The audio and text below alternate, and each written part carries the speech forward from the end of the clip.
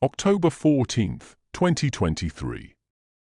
A SWAT team surrounds a horse ranch in Tyler, Texas. They're looking for bones. March 15th, 2018. An 89-year-old woman dies in her sleep in Highland Park, Dallas. Her housekeeper finds her the next morning. The bedroom is neat. The curtains are drawn. Peaceful. But downstairs, in the dining room, something isn't right. The table is set for two. One plate for Martha Albright. One plate for her daughter, Betsy. The daughter who vanished on July 4, 1977. The daughter everyone believed was murdered 41 years earlier. Martha set that plate every single night. For 41 years. Roast beef that went cold. Mashed potatoes that congealed. Sweet tea with ice that melted into nothing.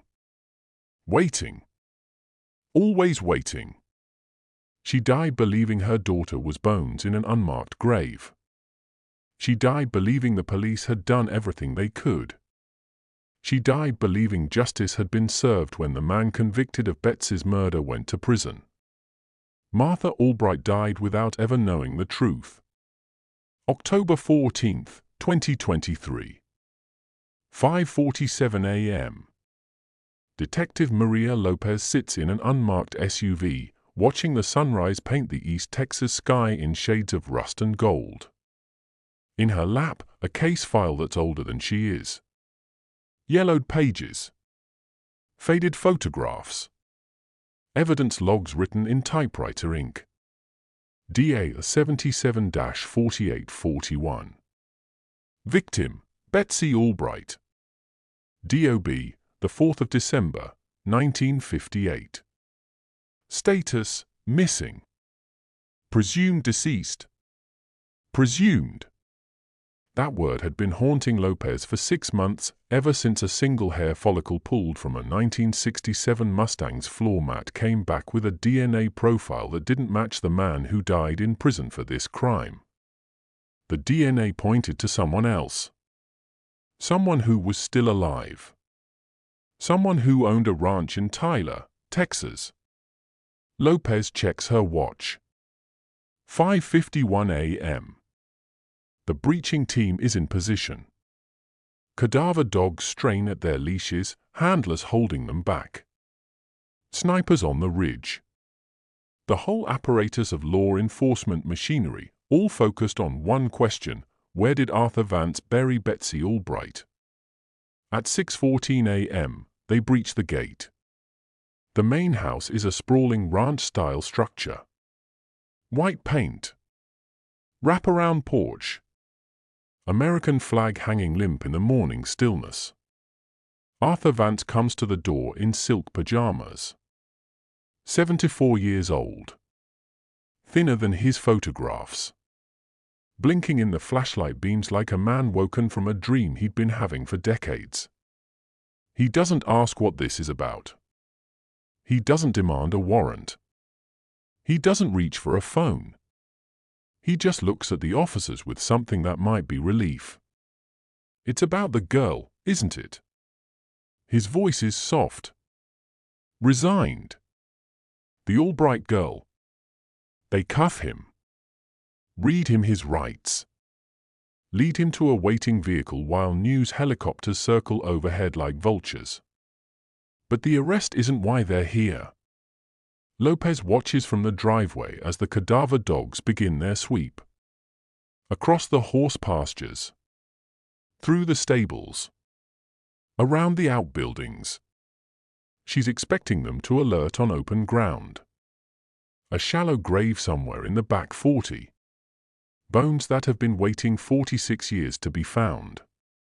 The dogs don't alert on the pastures. They go insane at a structure hidden behind weeping willows. A guest cottage. Small. Overgrown with climbing roses. Faded yellow paint peeling in long strips. The windows have decorative ironwork. Except, Lopez steps closer, the ironwork isn't decorative. It's bolted from the outside. The windows can't be opened from within. The dogs are frantic now. Not the alert for decomposition. Something else. Something alive. Lopez approaches the door. Locked. Reinforced. She signals to the breaching team. One kick. The frame splinters. The smell hits her first. Lavender. Old paper. Something floral trying desperately to cover something stale. The smell of air that hasn't moved in decades. Then the visuals register. A living room frozen in time. Floral couch with a pattern that hasn't been fashionable since the Reagan administration. Bookshelves sagging with romance novels, spines cracked from endless rereading. A vintage tube television, not a flat screen, an actual CRT, playing The Price is Right at low volume. Drew Carey's voice, "Come on down." Studio audience clapping. And in a rocking chair by the window, facing the backyard, facing a rose garden in full autumn bloom, sits a woman. 65 years old. Grey hair falling past her shoulders, thin and brittle. Skin so pale it's almost translucent, the skin of someone who hasn't seen direct sunlight in decades. Eyes clouded with the beginnings of cataracts, squinting against the sudden light from the open door. She doesn't scream. Doesn't cry. Doesn't try to run. She looks at the tactical officers flooding into her living room. Looks at the guns, the body armor, the chaos of a rescue she didn't ask for. And she speaks. The first words anyone outside that cottage has heard from her in 46 years, "Is he angry?" Not, "Who are you?" Not, "What's happening?" Not, "Thank God you found me." Is he angry? Lopez steps forward. She's seen the case file photographs 100 times. The debutante smile.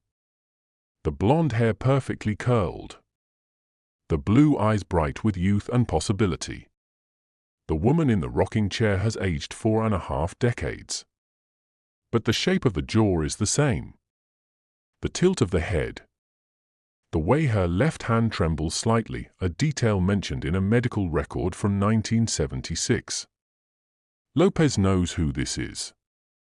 Everyone in Dallas knows who this is. Betsy. Lopez's voice cracks on the name. Betsy Albright. The woman in the chair blinks slowly. Like someone waking from a very long sleep. Arthur says I shouldn't talk to strangers. Her voice is soft. Childlike. Is Arthur angry? Did I do something wrong? Behind Lopez, a tactical officer removes his helmet. His hand goes to his mouth. It's her. Betsy Albright. 19 years old when she vanished. 65 years old now. Alive. March 15, 2018. While Martha Albright took her last breath in Dallas, while the dinner plate waited downstairs for a daughter who would never come home, Betsy was 2 hours away. Close enough to visit. Close enough to save. Watching roses bloom through a barred window. She'd been there the whole time. Within 6 hours, the story consumes the world. Every network. Every news site. Every social media platform erupting with the same impossible headline, Betsy Albright found alive after 46 years. Anderson Cooper broadcasting live from Tyler. The governor of Texas issuing statements. The FBI dispatching a task force. Behavioral analysts. Forensic psychiatrists. Victim advocates. The narrative seems clear. Arthur Vance, former youth pastor, current philanthropist, pillar of the community, was a monster. A predator who kidnapped a teenage girl in 1977 and kept her imprisoned for 46 years. Another J.C. Dugard case.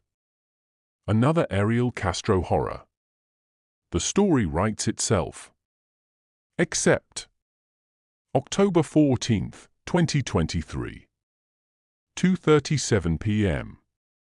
While the media circus explodes outside the ranch, the forensic team works the cottage. Evidence markers.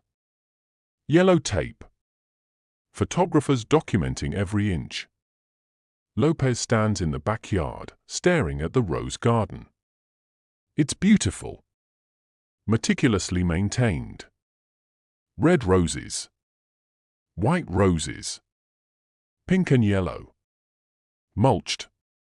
Watered. The kind of garden that takes years of careful attention. The kind of garden you can see perfectly from a rocking chair by the window. One of the forensic techs approaches. Young guy. Pale. Looks like he might be sick. Detective? The cadaver dogs are alerting. Under the roses. Lopez feels her stomach drop. How many sites? 3. 3. They excavate carefully. Grid by grid. Soft brushes. Small shovels. Whatever is buried here, they need to preserve it. Through the cottage window, Lopez can see Betsy. Still in the rocking chair. Still watching. She's been watching this garden for 40 years. She knows what's underneath. She's always known. The first set of remains is found 18 inches below the surface. Small. Too small. An infant. The bones are fragile. Discolored. Partially absorbed into the earth. Forensic analysis will later date them to approximately 1978. 1 year after Betsy disappeared. Then a second set. Deeper. Smaller still. Approximately 1980. Then a third. Approximately 1984. 3 infants. Buried beneath roses that bloomed and died and bloomed again for 4 decades. Among the remains, they find something else. A woman's watch. Silver. The band corroded. The crystal cracked. The metal tarnished black. But the face is still legible. The hand stopped at 11:43. Lopez has seen this watch before. In the last photograph ever taken of Betsy Albright, at her 19th birthday party, 3 months before she vanished. A gift from her grandmother. The watch she was wearing the night she disappeared. The hands haven't moved since 11:43 p.m., July 4, 1977. The exact moment her old life ended. The exact moment she became a prisoner. But that's not what will keep you awake tonight. The DNA results come back 10 days later. The first infant, the one from 1978, is the biological child of Betsy Albright and Johnny Russo. Johnny Russo. The boyfriend Betsy was secretly seeing. The boy from the wrong side of Dallas. The boy who went to prison for Betsy's murder. The boy who died there, stabbed in a prison yard, still screaming his innocence. His son was buried in a rose garden while he rotted in a cell for a crime that never happened. But the second and third infants tell a different story. The DNA is unambiguous. The father isn't Johnny Russo. The father is Arthur Vance. Here's what we know. On July 4, 1977, Betsy Albright left her family's Independence Day party. She told her mother she was going to 7-Eleven for a Slurpee and some aspirin. At 9:34 p.m., she walked out of that 7-Eleven and vanished. Her powder blue Mustang was found hours later at White Rock Lake. Engine running. Door open. A cherry Slurpee melted across the floor mats like blood. For 46 years, everyone believed she was dead. Johnny Russo, her secret boyfriend, was convicted on drug charges 6 months later. Most people believe the charges were manufactured. A way to punish him when a murder conviction couldn't stick. He spent 12 years in Huntsville State Penitentiary. He died there in 1989. 34 years old. Stabbed over what the prison report called a dispute over cigarettes. His last words, "Tell them to find her. She's out there. I know she's out there." He was right. Betsy's mother, Martha, set a dinner plate every night for 41 years. She died in 2018, 5 years before her daughter was found, believing Betsy was murdered in 1977. She died 2 hours away from the cottage where her daughter was alive. Close enough to visit. Close enough to save. But here's what we don't know. Arthur Vance was a youth pastor in 1977. He made $52,000 a year. He drove a used van. He rented a one-bedroom apartment in Garland. Then, suddenly, in 1980, he owned a ranch. A sprawling property. Stables. Horses. A main house. A guest cottage with reinforced windows and a rose garden out back. How does a youth pastor afford that?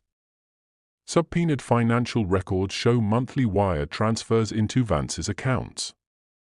From 1980 to 1995. From a trust fund connected to the Albright family estate.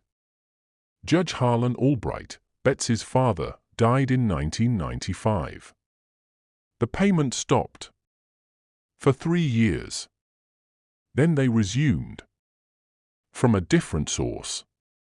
An LLC registered to a law firm in Highland Park. A firm whose founding partner is Samuel Albright. Betsy's brother. The same Samuel Albright who gave a tearful press conference after his sister was found. Who called Arthur Vance a monster beyond comprehension. Who spoke about the miracle of survival and the devastation of what she endured. I had no idea, he told the cameras. None of us did. But Betsy kept a diary. 40 years of entries. And one entry, dated 1998, says something different. The man in the blue suit came again today. He stood at the fence line and talked to Arthur. Arthur gave him an envelope. Arthur says the man keeps us safe. The man in the blue suit appears 7 times in that diary. Always watching from a distance. Always leaving with something. Never acknowledging that Betsy exists. Last week, a photograph surfaced. A crime scene photo from inside the cottage. On a bookshelf next to Betsy's rocking chair. A framed picture. Samuel Albright and Arthur Vance. Shaking hands. Smiling. Dated 2015. 8 years ago. 20 years after the judge died. While Betsy was still in that cottage. Watching the roses bloom over her children's graves. Before we go any further, I need to be clear about something. This case involves captivity, infant death, and institutional betrayal at the highest levels. What you're about to hear isn't just a cold case. It's a study in how power, faith, and money can bury a person alive, not with soil, but with silence. If you need to step away, I understand. But if you stay, I promise you this, I will tell Betsy's story with the care it deserves. Not sensationalized. Not exploited. Understood. Because this isn't just about what happened to one girl in 1977. It's about what happens when the people meant to protect us become the ones holding the keys to our cages. Before we unlock the archives, I need to know who is standing witness with us today. The police in 1977 wanted this story to stay local. They wanted it quiet. We're going to do the opposite. Go to the comments right now and tell me where you are watching from. City, state, or country, put it on the record. Let's show the algorithm that the whole world is watching Betsy's story now. And if you believe that wealth shouldn't buy silence, hit that subscribe button. We are racing toward our 1,000 subscriber goal, and every single sub is a vote for the truth. Join the channel. Pick a side. Let's get to work. This story took 3 weeks to research. Hundreds of pages of court documents, police reports, financial records, interviews with investigators, forensic experts, and people who knew the Albright family. If you believe cases like this deserve to be told, if you believe Betsy Albright deserves to have her story heard, take a moment to subscribe. You're not just joining a channel. You're joining a community that refuses to let these stories be forgotten. A community that believes the truth matters, even when the truth is 46 years late. Now, to understand what happened in that rose garden, we need to answer 4 questions. First, who took Betsy Albright, and why did he keep her alive? The answer involves a phone call, a secret pregnancy, and a youth pastor who believed he was saving her. Second, why did an innocent man die in prison while the real kidnapper walked free for 46 years? The answer involves Highland Park politics, planted evidence, and a detective's note that was ignored for decades. Third, what happened to the children Betsy bore in captivity? The answer is in the toxicology reports. And it's worse than you think. And fourth, the question that still haunts investigators: who paid for this? Who funded 46 years of silence? Because Arthur Vance was just a youth pastor. He didn't have money. He didn't own property. Someone bought him that ranch. Someone kept the secret. Someone stood at the fence line in a blue suit and left with envelopes full of cash. The answer to that last question might lead to a man currently running for the United States Senate. This is the story of Betsy Albright. This is the Rose Garden. And to find the truth, we need to go back to where it started. July 4, 1977. Dallas, Texas. The hottest summer on record. A party in Highland Park. A girl who desperately wanted to disappear. And a phone call that made her wish come true in the worst way imaginable. Dallas, Texas. July 1977. The heat that summer wasn't weather. It was something you wore. Something that pressed against your chest and dared you to breathe. The asphalt on Interstate 35 shimmered like water that wasn't there. Cicadas screamed from the pecan trees all night, every night, until the sound became part of the silence. The oil boom was running full throttle. New money flooded the city. Cadillac convertibles crowded the highways. The Cowboys were America's team. And Dallas believed, truly believed, that it was the center of the universe. But nowhere was the divide between those who had and those who didn't sharper than Highland Park. This was the Beverly Hills of Texas. Iron gates. Manicured lawns trimmed with surgical precision. Country club memberships passed down like heirlooms. The kind of neighborhood where problems didn't exist, or rather, where problems were handled quietly, privately, and permanently. At the center of this gilded world, the Albright family. Judge Harlan Albright sat on the federal bench. Not just any judge, but kingmaker. The kind of man whose phone calls ended careers and whose silence ended lives. When Harlan Albright spoke, Texas listened. When he frowned, grown men apologized for things they hadn't done yet. His wife, Martha, played the part of society hostess with practiced perfection. She smiled until her jaw ached.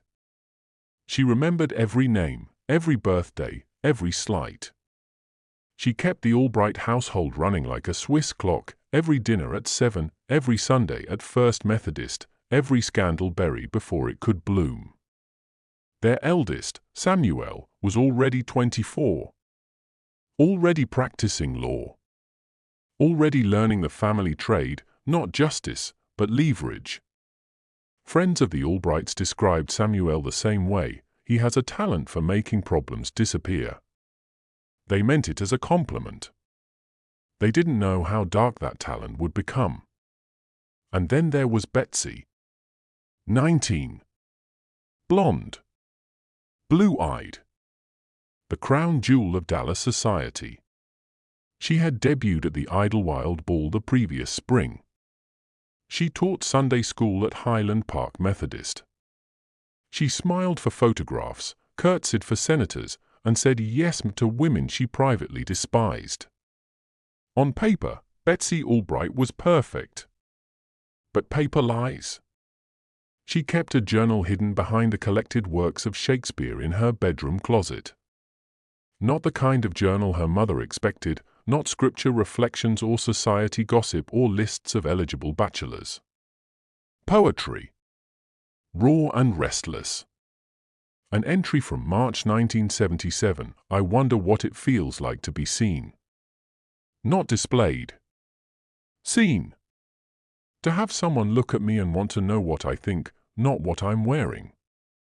To be a person, not a portrait. Another, from May, a mother says I'm lucky. Lucky to be an Albright. Lucky to have doors open for me. But what if I want to open my own doors? What if I want to walk through walls instead? The girl in those pages wasn't the debutante Dallas knew. She was someone else entirely, someone suffocating, searching, desperate for air. And she had a secret. One that could have burned the Albright name to ash. For 6 months, Betsy had been sneaking out after dark. Meeting a boy from the wrong side of everything. A boy her father would have destroyed if he'd known. His name was Johnny Russo. Johnny was 21. A mechanic from the south side of Dallas, the part of the city Highland Park pretended didn't exist. Dark curly hair. Scarred knuckles from bar fights he usually didn't start. Grease-stained shirts because he couldn't afford enough clean ones.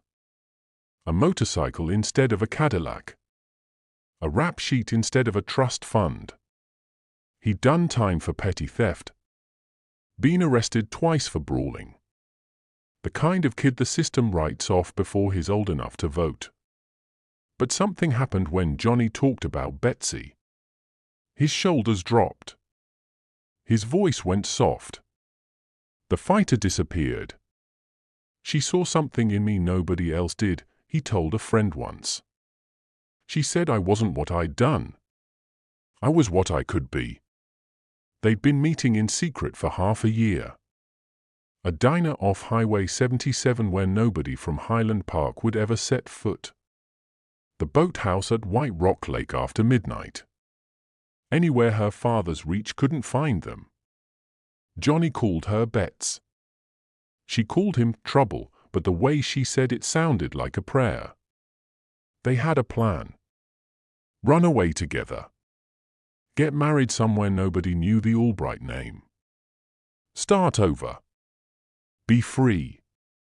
July 4th, 1977 was supposed to be the night. It was. Just not the way they imagined. The Albrights' annual Independence Day Gala was the event of the Dallas social season. Senators worked the porch. Oil barons compared portfolios in the study. The driveway was a parade of Mercedes and Lincolns, each one more expensive than the last. Fireworks bloomed over the Trinity River, painting the sky in red, white, and blue. Martha Albright presided over the festivities with a smile that never faltered. She made sure every glass was full, every guest was flattered, every photograph was perfect. Judge Albright held court in his study, cigar smoke curling toward the ceiling, accepting handshakes that felt like pledges of loyalty. Betsy moved through the party like a ghost. Polite. Present. Empty. At 9:15 p.m., she found her mother on the back porch. "I'm dizzy from the heat," she said. "I'm going to drive to the 7-Eleven on Mockingbird Lane. Get a Slurpee. Maybe some aspirin." Martha barely looked up from her conversation. "Don't be long, sweetheart. The Hendersons want to say hello." Betsy didn't answer. She was already walking toward the driveway. The valet, a college kid making summer money, opened the door of her powder blue 1967 Mustang. She slid behind the wheel, waved to a neighbor walking a dog. The Mustang pulled out of the circular driveway and turned toward Mockingbird Lane. At 9:30 p.m., a teenage clerk named Ricky watched her walk through the 7-Eleven's glass door. She bought a cherry Slurpee and a pack of Bayer aspirin. Paid with exact change. Ricky would remember her later, the way she kept checking her watch, the way her eyes kept darting toward the parking lot, the way she seemed nervous in a way that beautiful girls in nice cars usually weren't. At 9:34 p.m., she walked back out. The bells on the door chimed behind her. She never made it to the Mustang. Or rather, she never made it to her Mustang. 3 hours later, police found the car in the parking lot of White Rock Lake, 5 miles from the 7-Eleven. Driver's door hanging open. Engine still running. Headlights cutting through the dark. The cherry Slurpee had melted in the cup holder. Red syrup spilled across the floor mats and pooled on the carpet. In the dark, under the dome light, it looked exactly like blood. But it wasn't. Her purse sat untouched on the passenger seat. Wallet inside. $17 in cash. Her driver's license. A tube of lipstick. Key still in the ignition. Window down. Radio playing low, some country station her father would have hated. No signs of struggle. No broken glass. No screams reported. Just the chirping of insects and the distant thunder of fireworks from across the lake. Detective Roy Miller processed the scene himself. Old school. Chain-smoking Marlboros. A reputation for gut instincts that turned out to be right. He noted one detail that would take 46 years to matter: unknown fiber recovered from driver-side floor mat. Possible hair follicle. Insufficient technology for analysis. Retain for future processing. That hair would sit in a cardboard evidence box, gathering dust, through 7 presidents, 2 wars, and the complete transformation of forensic science. Waiting for someone to listen to what it had to say. That night, Martha Albright stood at the front window until 3 a.m. She didn't sit down. She didn't eat. She didn't cry. She just watched the driveway, waiting for headlights that never came. Albrights don't make scenes. So she didn't call the police until dawn. When officers arrived, they found the dining room exactly as it had been left the night before. Betsy's place at the table. Set perfectly. Roast beef, untouched and cold. Mashed potatoes, congealed. A glass of sweet tea with the ice long melted. A cloth napkin folded into a swan the way Betsy liked. Martha wouldn't let anyone clear it. "She's coming home," she said.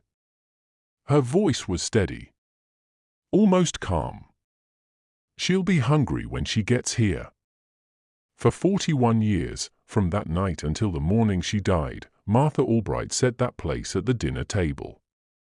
Every single night. The plate was there when the leaves fell. When the snow came. When spring returned. When Betsy's birthdays passed uncelebrated. When the judge died bitter and broken. When Martha's hair turned white and her hands began to shake. The plate was always there. Betsy never came home to eat from it. But Betsy was alive. just 2 hours east. Watching roses bloom over tiny graves. And waiting for someone to find her. In cases like this, Detective Roy Miller knew the truth before anyone spoke it out loud. It's never the stranger in the bushes. It's never the drifter passing through town. It's always someone the victim knew. Someone close. Someone trusted. Miller had 23 years on the force. He'd seen enough bodies to fill a graveyard and enough lies to fill a library. His gut had solved more cases than the crime lab ever would. So when Judge Harlan Albright demanded answers, when the most powerful man in Dallas stood in the police station lobby and made it clear that careers would end if his daughter wasn't found, Miller knew exactly where to start. The boyfriend. Within 12 hours of Betsy's disappearance, Johnny Russo was sitting in an interrogation room.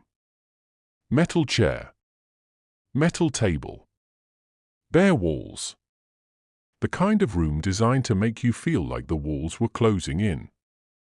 He was 21 years old. No lawyer, he couldn't afford one, and the state wasn't offering. No phone call, they told him he'd get one when they were done. No breaks except to use the bathroom, and even then, an officer stood outside the door. The interrogation lasted 3 days. 12-hour sessions. Rotating detectives. The same questions asked 100 different ways. Where were you? What time? Who saw you? Why should we believe you? Johnny told the same story every time. He was supposed to meet Betsy at White Rock Lake that night. By the boathouse. They were going to run away together. Start a new life somewhere far from Highland Park and her father's iron grip. He waited for 2 hours. Smoked half a pack of cigarettes. Paced until his boots wore grooves in the dirt. She never showed.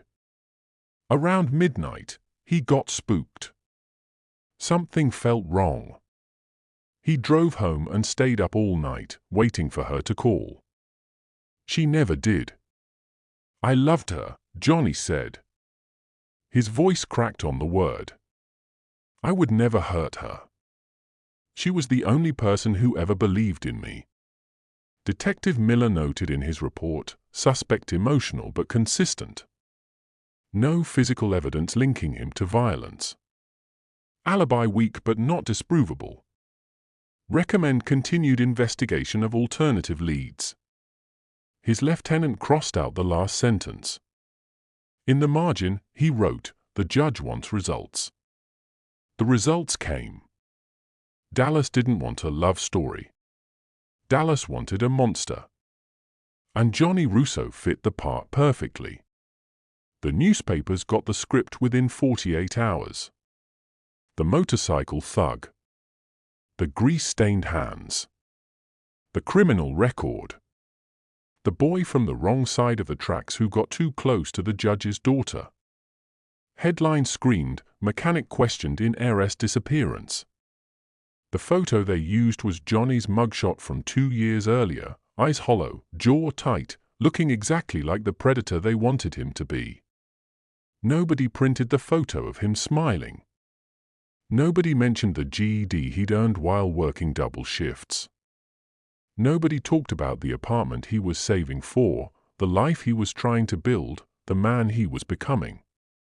That man didn't sell papers. A witness came forward. Said he saw a motorcycle speeding away from White Rock Lake the night Betsy vanished. Dark hair. Leather jacket.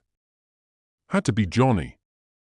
Under cross-examination months later, the witness admitted something the papers never printed. Detective Miller had shown him a photograph of Johnny Russo before asking him to describe what he saw. The witness didn't remember a motorcycle until he was told to remember one. But by then, the damage was done. Public opinion had already rendered its verdict. Johnny Russo was guilty. The only question was when they'd find the body. Except there was no body. No murder weapon. No blood evidence. No DNA. The technology barely existed, and what did exist couldn't process the samples they had. No confession. No eyewitness to any violence. Just a missing girl and a convenient scapegoat. The district attorney reviewed the case file. Without a body, without physical evidence, he couldn't charge Johnny with murder. The case would fall apart in court. Defense attorneys would shred it. The judge's humiliation would be public and permanent. So they found another way. 6 months after Betsy disappeared, Johnny Russo was driving home from a late shift at the garage. A patrol car lit up behind him. Routine traffic stop, they said. Broken taillight. Johnny pulled over. Kept his hands on the wheel. Did everything right.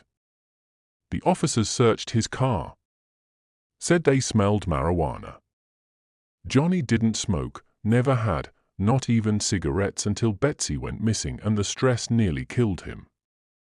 They found half an ounce of cocaine in his glove compartment. Johnny swore he'd never seen it before. Swore someone planted it. Swore on his mother's life, on Betsy's memory, on everything he held sacred. Nobody listened. The arresting officer had been disciplined twice for evidence tampering. His partner had family connections to the Highland Park social scene. The traffic stop happened on a road Johnny never took home, except that night, when road construction forced a detour. Coincidences? All of it. That's what the prosecutor said. Johnny's public defender, fresh out of law school, drowning in cases, mounted a defense that lasted less than a day. The trial took 2. The jury deliberated for 4 hours. Guilty. Possession with intent to distribute. 15 years in Huntsville State Penitentiary. Johnny was 22 years old. When the verdict was read, a woman in the gallery collapsed. Rosa Russo, Johnny's mother. 53 years old. Cleaned houses for families in Highland Park for 30 years. Had never missed a day of church in her life. She screamed as the bailiffs dragged her out. My son didn't do this. He loved that girl. He wouldn't hurt anyone. Please, please, someone listen. Nobody listened. Judge Albright watched from the back of the courtroom. He didn't speak.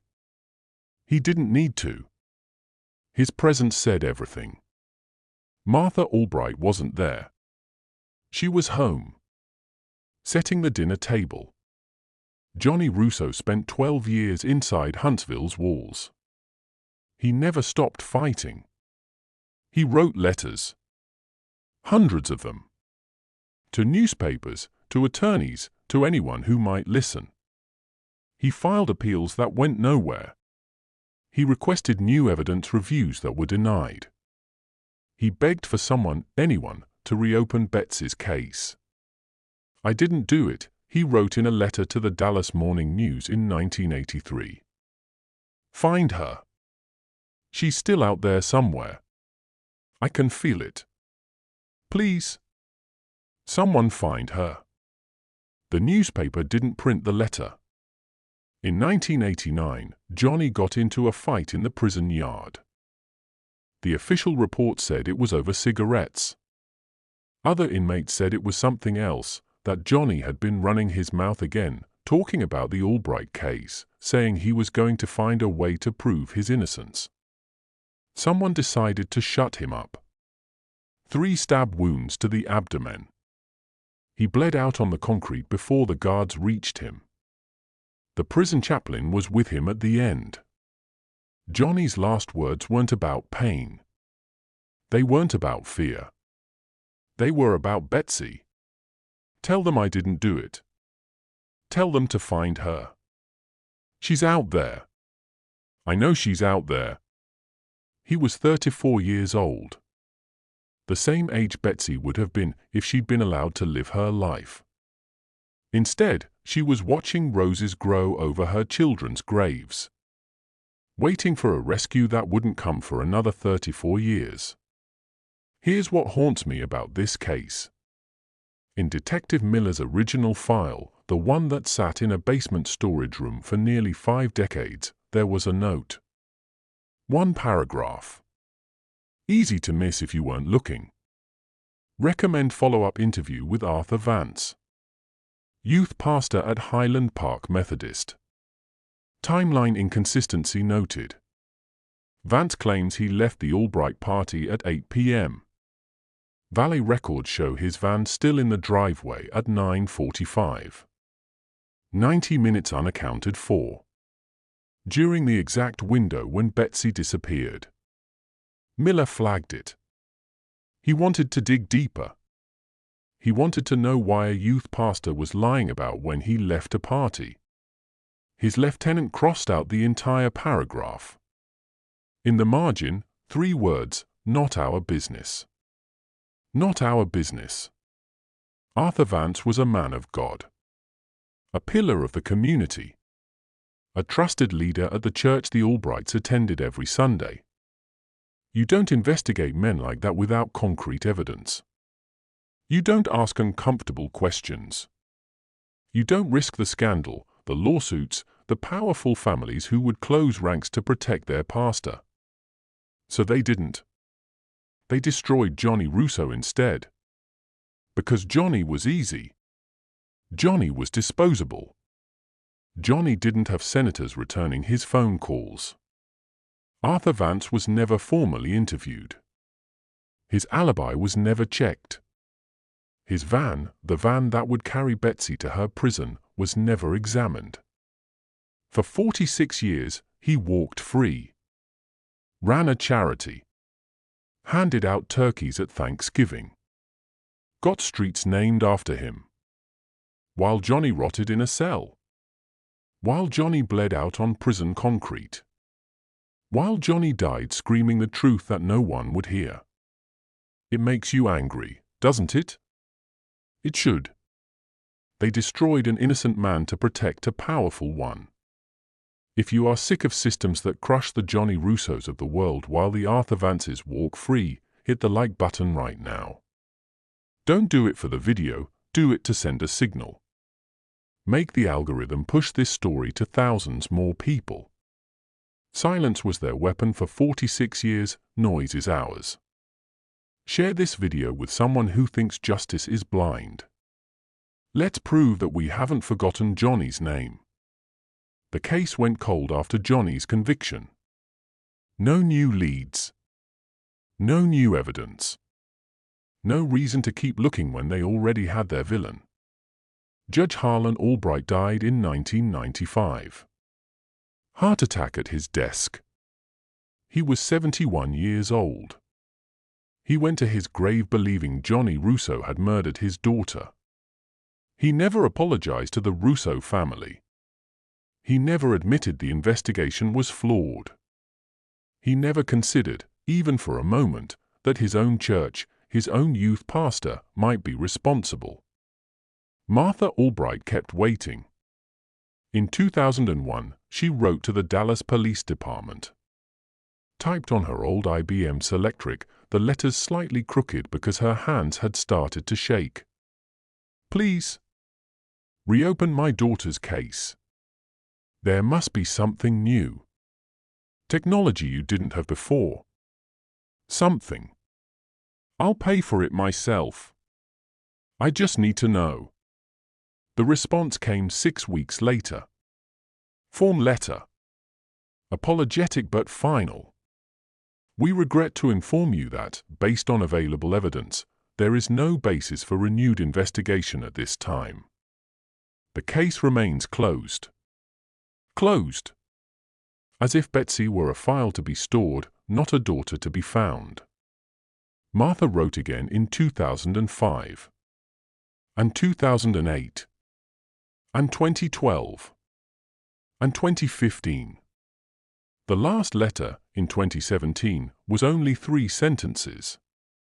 I'm 88 years old. I don't have much time left. Please. I'm begging you. Before I die. Just tell me what happened to my daughter. No response at all. Martha Albright died in her sleep on a Thursday morning in March 2018.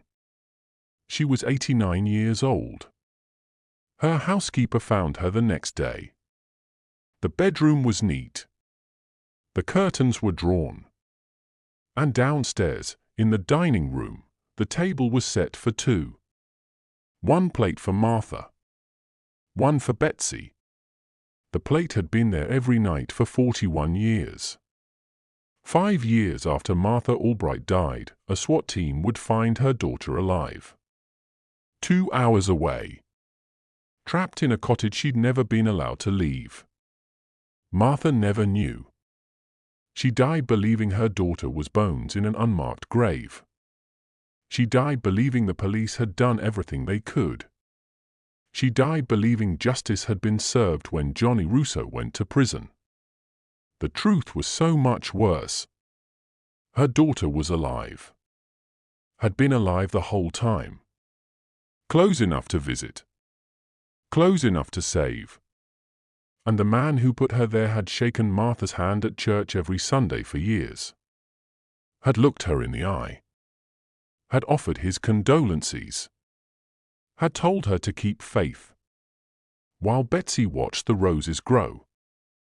We live in a different world now. A world where a cotton swab can solve a murder. Where a single hair follicle can speak louder than 100 witnesses. Where your second cousin's curiosity about their ancestry can send a killer to death row. In 1977, when Betsy Albright vanished, DNA evidence didn't exist. Not really. The technology was in its infancy, theoretical, experimental, useless in a courtroom. Detectives relied on fingerprints, eyewitnesses, and gut instincts. Sometimes they got it right. Often they got it catastrophically wrong. But evidence doesn't disappear just because we can't read it yet. It waits. In 2022, the Dallas Police Department's cold case unit was running on fumes. Budget cuts. Staff shortages. A backlog of cases stretching back to the Kennedy administration.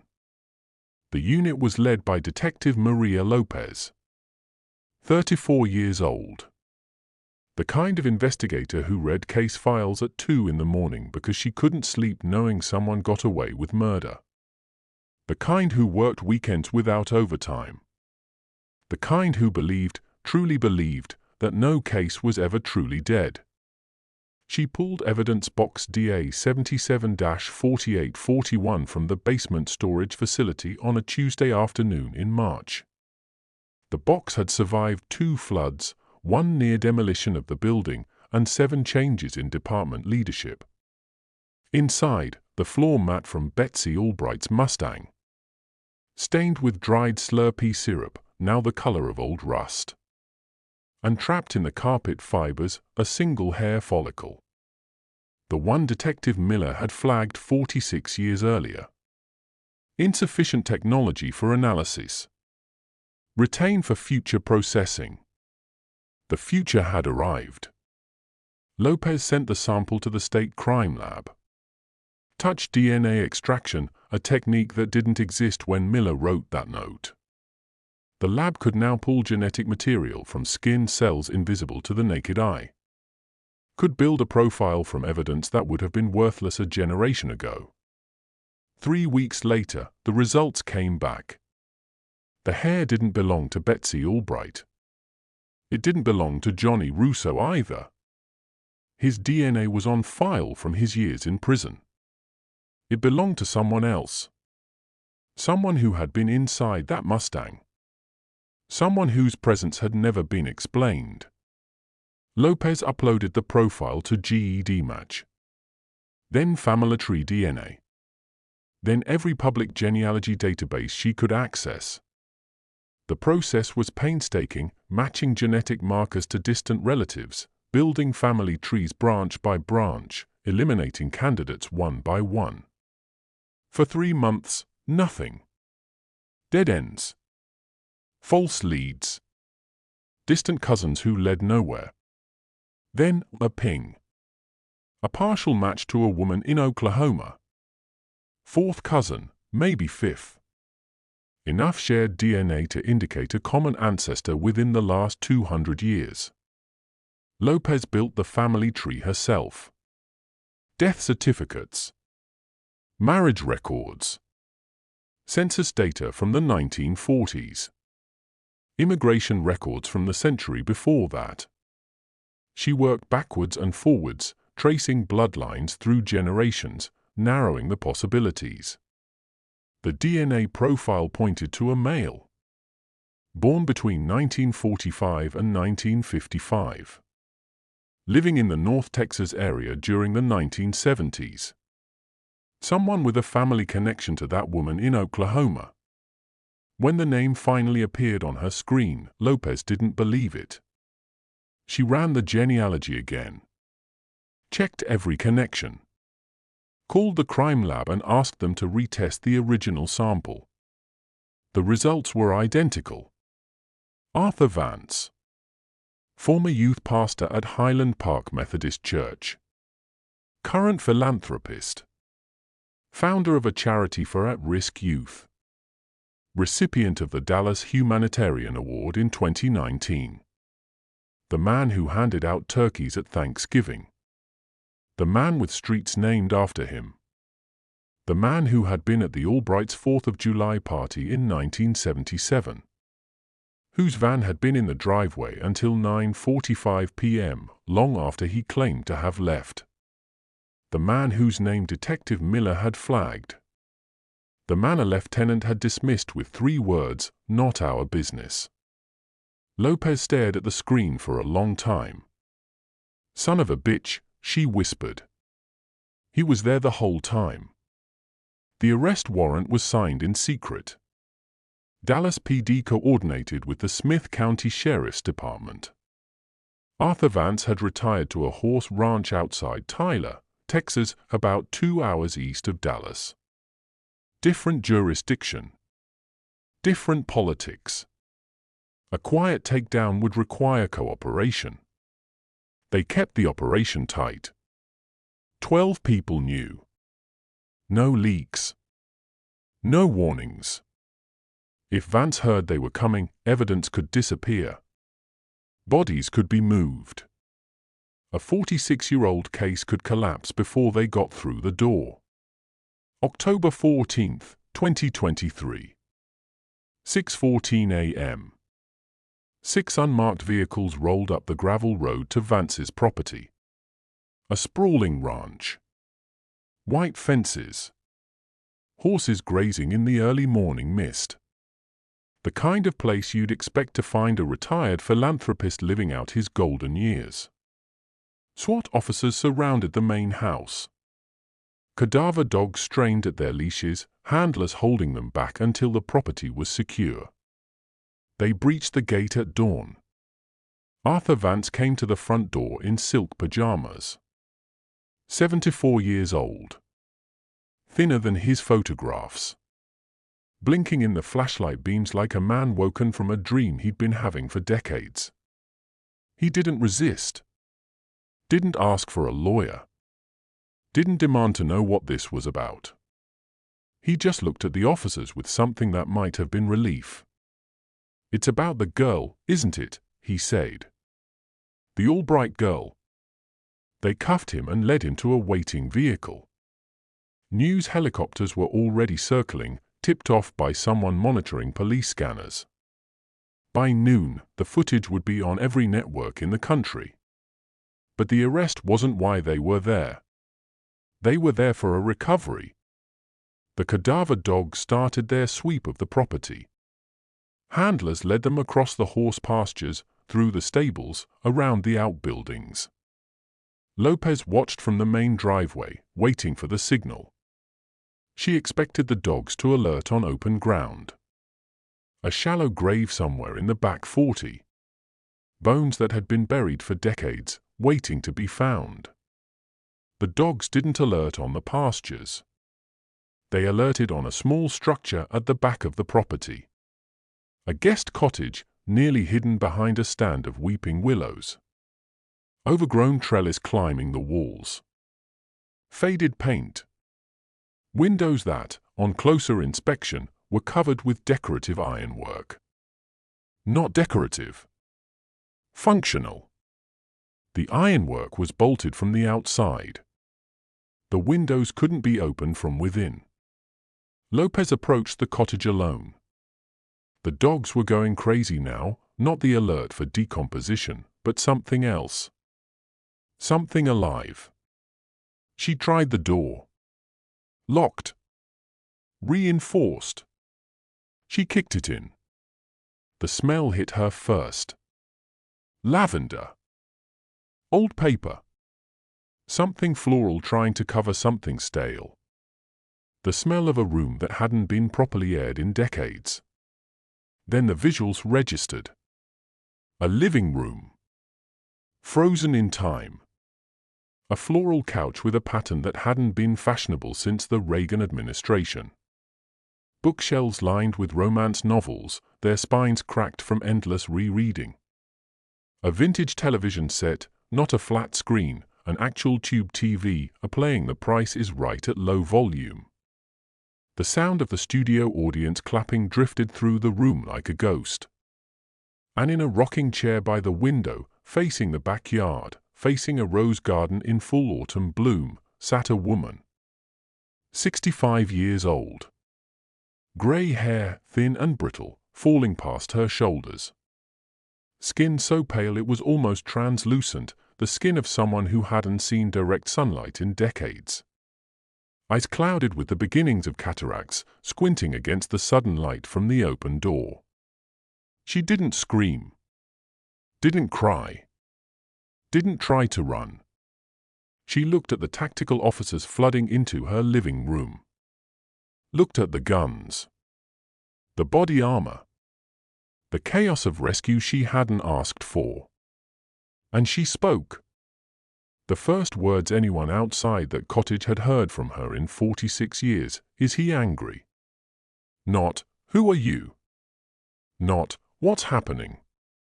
Not, "Thank God you found me." Is he angry? Lopez recognized the face from old case photographs. The shape of the jaw. The way she tilted her head. The woman in the rocking chair had aged 4.5 decades, but the bones were the same. It was Betsy Albright. Alive. Within hours, the story had consumed the world. Anderson Cooper broadcasting live from Tyler. The governor issuing statements. The president's press secretary asked for comment. Social media exploding with theories, accusations, and 1,000 variations of "I knew it." The narrative seemed clear. Arthur Vance was a monster. A predator who had kidnapped a young woman and kept her imprisoned for nearly half a century. A J.C. Dugard situation.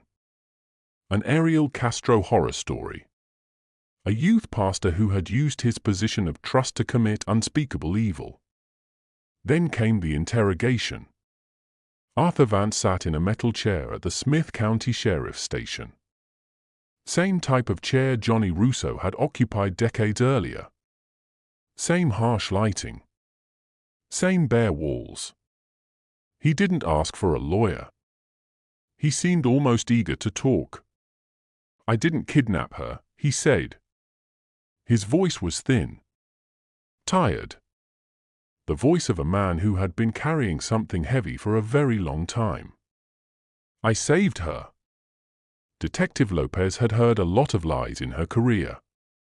She thought she could recognize the architecture of deception, the tells, the inconsistencies, the places where the story didn't hold. But Vance wasn't lying. Not exactly. He believed what he was saying. That made it worse. "Saved her?" Lopez leaned across the table. "You stole 46 years of her life. You let an innocent man die in prison. Her mother spent for decades setting a dinner plate for a daughter she thought was dead. You call that saving? Vance shook his head slowly. You don't understand. You didn't know the judge. Here's the story Arthur Vance told. On the night of July 4, 1977, Betsy Albright didn't go to the 7-Eleven for a Slurpee. She went to use the payphone. She called Arthur Vance, her youth pastor, a man she trusted, a man she believed would help her. She told him she was pregnant. Johnny Russo's baby. She'd just found out for certain that afternoon. She told him her father had discovered the truth. Someone had been watching her, reporting back to the judge. Maybe Samuel. Maybe someone on the household staff. It didn't matter who. The point was, her father knew. And Judge Harlan Albright had reacted exactly the way Betsy feared. He'd beaten her. In his study, with the door closed. Hard enough to leave bruises she'd covered with makeup before the party. Hard enough that she'd been checking her watch all night, counting the minutes until she could escape. He'd made threats. The baby would be taken care of by morning. A doctor friend of the family. No questions asked. No records kept. And Johnny Russo would disappear. The judge had connections. The kind of connections that made problems go away permanently. By the end of the week, Johnny would be dead or in prison, and no one would ever know the difference. Betsy was terrified. She called the one person outside her family she thought she could trust. She begged him to help her hide. Just for a few months. Just until the baby was born. Just until she turned 20 and could legally leave without her father dragging her back. Vance agreed. He picked her up in his van behind the 7-Eleven. She staged the disappearance herself, drove her Mustang to White Rock Lake, left the door open, made it look like an abduction. I was supposed to hide her for 3 months, Vance said. His eyes were wet now. Just until she could get away from him. Just until she was safe. Lopez felt something shift in her chest. Doubt. The worst thing an investigator can feel. That was 46 years ago, she said. The judge died in 1995. Why didn't she leave? Why didn't you let her go? Vance looked up. The tears were streaming now. Because of what happened next. They found the rose garden behind the cottage. A small rectangle of cultivated earth, maybe 20 feet by 10. Rose bushes in neat rows, red, white, pink, yellow. Carefully tended. Mulched. Watered. The kind of garden that takes years of attention to maintain. The kind of garden you can see from a rocking chair by the window. Lopez ordered the forensic team to set up a grid. Yellow flags marking quadrants. Evidence technicians with soft brushes and small shovels. The excavation would be careful. Methodical. Whatever was buried here, they would find it without destroying it. Through the cottage window, she could see Betsy. Still in the rocking chair. Watching. She'd been watching this garden for 4 decades. Tending the roses. Watching them bloom and die and bloom again. She knew what was underneath. She'd always known. The first set of remains was found 18 inches below the surface. Small. Too small. An infant. The bones had been there for decades, fragile, discolored, partially absorbed into the earth. Forensic analysis would later date them to approximately 1978. 1 year after Betsy disappeared. Then a second set. Deeper. Smaller still. Approximately 1980. Then a third. Approximately 1984. 3 infants. Buried beneath roses Betsy had watched bloom for 40 years. Among the remains, the forensic team found something else. A small silver watch. A woman's watch. The band was corroded, the crystal cracked, the metal tarnished black. But the face was still legible. The hands had stopped at 11:43. Lopez recognized it from the case file. In the last known photograph of Betsy Albright, taken at her 19th birthday party, 3 months before she vanished, she was wearing a silver watch. A gift from her grandmother. The watch she was wearing the night she disappeared. Stopped at 11:43. The exact moment her old life ended. The exact moment Arthur Vance put her in his van. The exact moment she became a prisoner. The hands hadn't moved since. The DNA results came back 10 days later. The first infant, the one from 1978, was the biological child of Betsy Albright and Johnny Russo. The baby she'd been trying to protect. The baby she'd been running from her father to save. Cause of death, inconclusive. The remains were too degraded. But the timing was damning. The child had died within months of birth, without medical care, without intervention. Johnny Russo's son. Buried in a rose garden. While Johnny rotted in prison for a crime that never happened. But the second and third infants told a different story. The DNA analysis was unambiguous. The father wasn't Johnny Russo. The father was Arthur Vance. The savior narrative collapsed like a house built on sand. Yes, Vance had helped Betsy escape from her abusive father in 1977. But he hadn't rescued her to free her. He'd rescued her to keep her. Over the months that followed the disappearance, Vance systematically dismantled Betsy's connection to reality. He told her Johnny had been arrested, true. He told her Johnny had died in prison, also true, eventually. He told her the police were looking to arrest her for faking her own disappearance, a lie. He told her the judge had hired men to find her, men who were watching every road, every bus station, every exit from the state, another lie. He convinced her the world outside the cottage was death. That everyone she loved was gone. That the only safety was the 4 walls he controlled. Forensic psychiatrists would later describe it as coercive control with elements of traumatic bonding. A psychological cage more effective than any lock. A prison of the mind that didn't require chains because the fear was enough. A cult. But with only one follower. The toxicology analysis on the second and third infants revealed something worse. Trace compounds in the bone tissue. Sedatives. And physical indicators consistent with asphyxiation, specifically smothering. These weren't stillbirths. These weren't tragic accidents. These infants had been killed. When investigators searched the cottage more thoroughly, they found Arthur Vance's journal. 40 years of entries. Most were mundane, schedules, sermon notes, financial records. But one entry stood out. Dated July 1984. The year of the third burial. The Lord teaches us when to leave.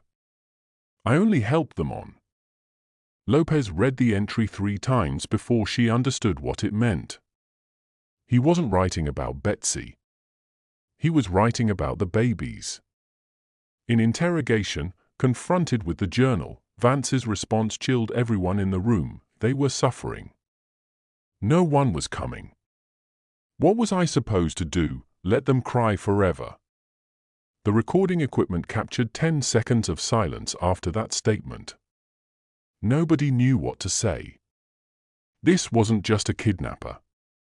This wasn't just a predator. This was something the FBI's Behavioral Analysis Unit would later struggle to categorize. A man who believed he was saving everyone he destroyed. A shepherd who slaughtered his flock and called it mercy. Betsy had watched those roses bloom for 4 decades. She'd tended them, watered them, trimmed them back each winter and waited for them to return each spring. She knew her children were underneath. She'd watched him bury them. She'd been too broken, too controlled, too trapped in the psychological cage he'd built to do anything but watch. And when investigators asked her about the babies, during one of her increasingly rare moments of clarity, she pointed toward the window. "They're playing," she said. "They're always playing." She still believed they were alive. Or she'd convinced herself they were. Or the distinction between memory and delusion had collapsed so completely that the truth no longer mattered. 46 years of captivity. 3 children in the ground. And a stopwatch on a shelf, frozen at the moment everything changed. 11:43, the time Betsy Albright's world ended. The time the roses started to grow. Arthur Vance was a youth pastor. He made $52,000 a year in his best decade. He drove a used van. He lived in a rented apartment until 1980. Then, suddenly, he owned a ranch. A sprawling property outside Tyler, Texas. White fences. Stables. A main house.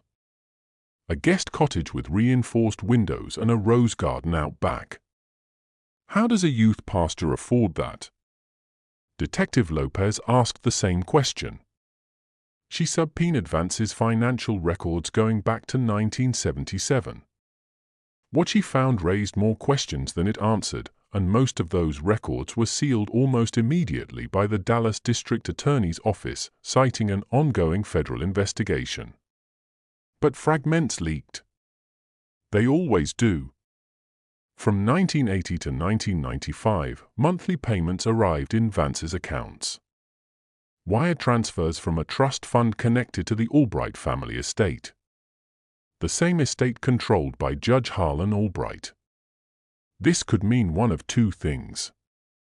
Either the judge knew his daughter was alive and was paying to keep her hidden, to avoid scandal, to maintain control, to punish her for her disobedience. Or someone with access to the family trust was acting without the judge's knowledge. Neither answer is comforting. But here's where it gets darker. Judge Albright died in 1995. Heart attack. 71 years old. If the payments were coming from him, they should have stopped when he did. They didn't stop. They paused. For 3 years. Then, in 1998, they resumed from a different source. A newly formed LLC. Registered to a law firm in Highland Park. A firm whose founding partner was Samuel Albright. Betsy's brother.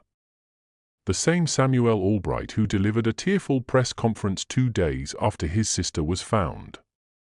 Who called Arthur Vance the monster beyond comprehension. Who spoke about the miracles of his sister's survival and the devastation of what she'd endured. "I had no idea," he told the cameras. "None of us did. She was 2 hours away, and we had no idea." Maybe that's true. Or maybe the diary tells a different story. Betsy's journal was found on a shelf in the cottage. 40 years of entries. Most were fragments, disjointed thoughts, scattered memories, the writings of a woman whose grip on reality had been systematically destroyed. But some entries were clear. Disturbingly clear. An entry from 1998, the man in the blue suit came again today. He stood at the fence line and talked to Arthur. Arthur gave him an envelope. Arthur says the man keeps us safe. Arthur says the man keeps Daddy's friends away. The man in the blue suit. He appears 7 times in the diary between 1990 and 2015. Always watching from a distance. Always leaving with something. Always described the same way. Blue suit. Standing at the fence. talking to Arthur, never entering the cottage, never acknowledging Betsy, as if she didn't exist, as if she was just another item on the property, like the horses or the roses. Who was he? Investigators are still working on that answer. But last week, something surfaced that added fuel to a fire that was already burning out of control. A photograph, leaked to a dark web forum by someone claiming to be a clerk at the county archives. It's a crime scene photograph from the cottage. The bookshelf next to Betsy's rocking chair. Among the romance novels, propped between a ceramic vase and a jewelry box, is a framed photo. Not Arthur Vance. Not Johnny Russo. Not anyone investigators expected. Samuel Albright and Arthur Vance. Shaking hands. Smiling at the camera. The photo is dated 2015. 8 years ago. 20 years after the judge died. While Betsy was still in that cottage, watching the roses bloom over her children's graves. Samuel Albright's campaign has declined to comment on the photograph. His attorneys have filed motions to suppress it as evidence, claiming it was obtained illegally and lacks proper chain of custody. But the question won't go away. If Samuel knew, if he paid to keep his sister buried alive so he could inherit the family fortune, so he could build his political career without the scandal of a pregnant sister and a dead-end boyfriend, then the monster isn't just the man in handcuffs. The monster might be running for the United States Senate. 2 families were destroyed by what happened in 1977. The Albrights lost a daughter. Then they lost everything else, their reputation, their legacy, their ability to look in the mirror without flinching. But the Russos lost something just as precious. They lost a son. And then they lost any hope that the world might someday admit it was wrong. Last month, the state of Texas officially exonerated Johnny Russo. Posthumous.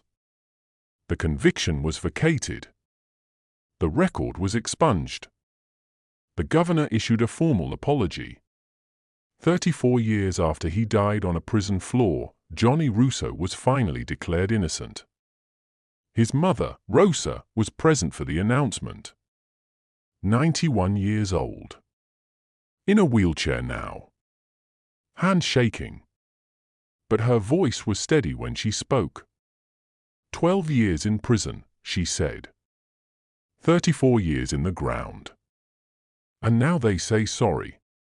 She paused. The cameras waited.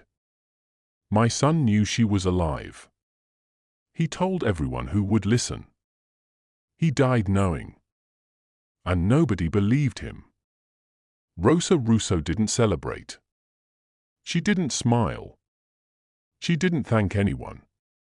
She just asked one question: where do I go to get my son back? Nobody had an answer. Arthur Vance has been charged with kidnapping, 3 counts of first-degree murder, and sexual assault. He is being held without bail. His attorneys are pursuing an insanity defense. They claim he genuinely believed he was protecting Betsy. That the infants were stillborn. That he and Betsy were a family hiding from a dangerous world. The forensic evidence says otherwise. The toxicology reports say otherwise. The journal entries say otherwise. Betsy Albright is currently in a secure psychiatric facility in Dallas. She's undergoing what specialists call deprogramming, the slow, painful process of untangling 46 years of psychological manipulation. Of helping someone remember who they were before they became property. The progress is slow. Some days, she asks for Arthur. Calls him her husband. Wants to go home, meaning the cottage. Other days, she screams for Johnny Russo. The boy she loved. The boy who waited for her by the boathouse. The boy who died in prison still believing she was out there somewhere. She doesn't know Johnny is dead. The doctors haven't told her yet. They are not sure she can survive the news. She's 65 years old. She has decades of healing ahead of her, if healing is even possible. The roses are still growing on that ranch in Tyler. The cottage has been boarded up. The graves have been excavated, the remains removed for proper burial. But the stopped watch is still in evidence. Frozen at 11:43. And the man in the blue suit has never been identified. Detective Lopez gave an interview last week. A reporter asked her what she'd learned from this case. She was quiet for a long moment. "We spent 46 years looking for a body," she said. "We should have been looking for a heartbeat." That's the lesson. Don't assume the worst. Don't close the file. Because sometimes, they're still out there, waiting for someone to find them. She paused. And sometimes the people who are supposed to protect them are the ones holding the keys. Here is the reality: Samuel Albright is 12 points ahead in the polls. He wants to be a senator. He wants you to forget the man in the blue suit. We are building a case file here, and we need a jury. We are pushing for 1,000 subscribers, not for vanity, but for volume. The more of us there are, the harder we are to ignore. If you want to see the people who funded this cage answer for what they did, subscribe to the channel right now. Don't just watch, join the investigation. Help us hit the 1,000 mark so we can keep digging where they don't want us to dig. Now, I'm turning the investigation over to you. If Samuel knew, if that photo is real, is he just a brother, or is he an accomplice? Leave your verdict in the comments. I'll be reading every single one.